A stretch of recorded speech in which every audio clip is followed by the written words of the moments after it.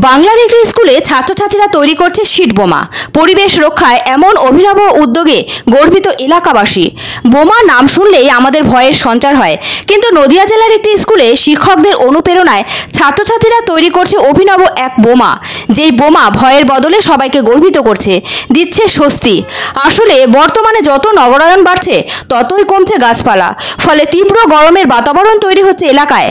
আর সেই আবহাওয়া সম্পর্কে মানুষকে সচেতন করতে এবং সমাজের বৃহত্তর স্বার্থে একটি স্কুলের কয়েকজন শিক্ষক ও 500 জন ছাত্রছাত্রী মিলে প্রায় 2000 শীট বোমা তৈরি করেছে, যেগুলো তৈরি করতে লেগেছে এঁটেল মাটি, গোবর সার এবং ছাই। এছাড়াও লেগেছে তেঁতুল, জাম এবং লিচুর বীজ।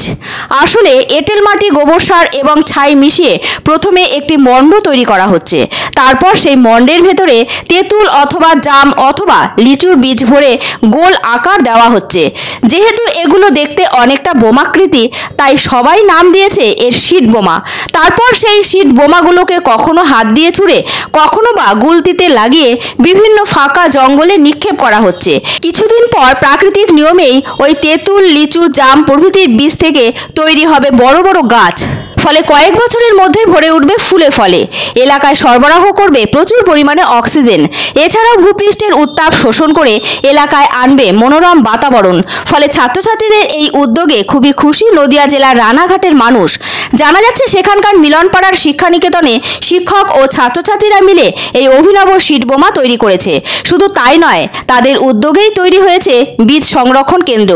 নদিয়া জেলা তো বটেই, এই ধরনের উদ্যোগ সম্ভবত বাংলায় প্রথম নিয়েছে কোনো স্কুল। সবচেয়ে বড় কথা, মোবাইল ও ইন্টারনেটের যুগে যেখানে ভার্চুয়াল খেলাধুলার মাধ্যমে ছোট ছোট ছেলেমেয়েরা প্রাচীন ও চিরাচরিত খেলাধুলো ভুলতে বসেছে, সেখানে এই স্কুলের শিক্ষকরা ছাত্রছাত্রীদের আবারও মাঠে ময়দানে খেলাধুলার মাধ্যমে অনাবিল আনন্দ দান করে চলেছে।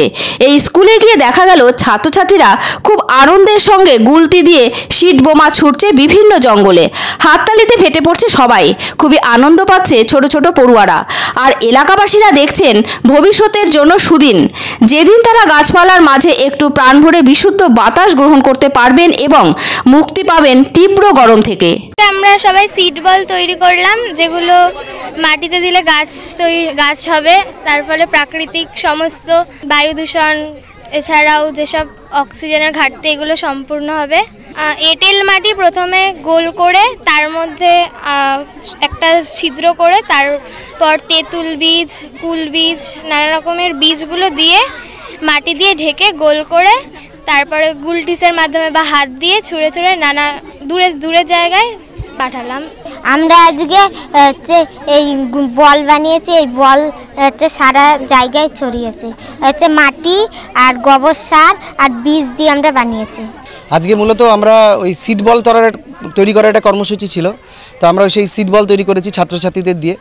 তা প্রত্যেকেই বলেছিলাম বাড়ি থেকে করে আসতে, আর আমরা এখানে একটা ওয়ার্কশপ মতন করেছিলাম, যেখানে কিনা ওরা নিজে হাতে কলমে ওই সিড বল তৈরি করেছিল। সিড বল অর্থাৎ ওই মাটি, গোবর সার, তারপর ছাই, এগুলো দিয়ে একটা মোয়া বা নাড়ুর মতন বানিয়ে এবার সিড, একটা করে সিড বা কোনো কোনো ক্ষেত্রে দুটো সিড ওর মধ্যে ভিতরে ঢুকিয়ে ওইটাকে আরও নাড়ুটা পরিষ্কার করে সুন্দর করে বানিয়ে এবং সেটাকে রেখে দেওয়া। এর ফলে কী হচ্ছে, আমাদের স্কুলে একটা বিপুল পরিমাণ সিড ব্যাংক তৈরি হলো, যেগুলো কিনা আমরা পরবর্তীতে এটাকে ব্যবহার করতে পারবো।